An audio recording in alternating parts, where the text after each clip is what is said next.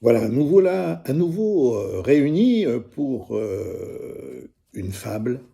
Je suis un petit peu grimé parce que, comme je vous l'ai dit la dernière fois, la chaîne YouTube, comme on fait de plus en plus de vues, nous a demandé un peu de mise en scène pour que, voilà, alors il faut pas tomber dans TikTok, mais quand même mettre un peu d'effets spéciaux, de, de comment dire, de costumes, etc., pour montrer que derrière, qu'il y a quand même de la grosse production. Alors là, c'est une fable originale qui parle d'un phacochère. Alors le phacochère, bah, c'est un animal que j'aime bien. Rien que déjà le mot est très beau.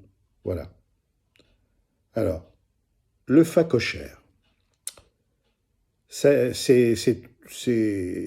fable a été écrite euh, par moi-même dans l'espoir de faire un hommage à Jean de La Fontaine que j'admire et j'espère pouvoir réunir de nombreuses fables et pouvoir lui fêter un joyeux anniversaire dans très peu de temps. Voilà, le phacochère. Le phacochère n'est pas un animal ordinaire. On s'en serait douté, hein. Le nôtre vivait en seigneur au fond de la clairière. Sur son arpent de terre, il prodiguait conseils et bonnes manières. Il répétait souvent que du cochon, il n'en avait que l'air. En mars, un terrible orage s'abattit sur les champs et le bois clair. De toutes parts, les chemins furent inondés et les récoltes furent menacées.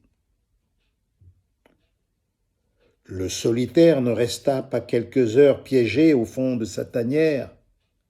Pour se dégager, il piétina sans vergogne toute la rizière et perdit d'un coup prestance et civilité. Il poussa ainsi ses voisins vers des lendemains précaires. Ne vous fiez pas aux apparences et banalités. N'oubliez pas que la moralité et la bonté ne sont pas innées et que le naturel est un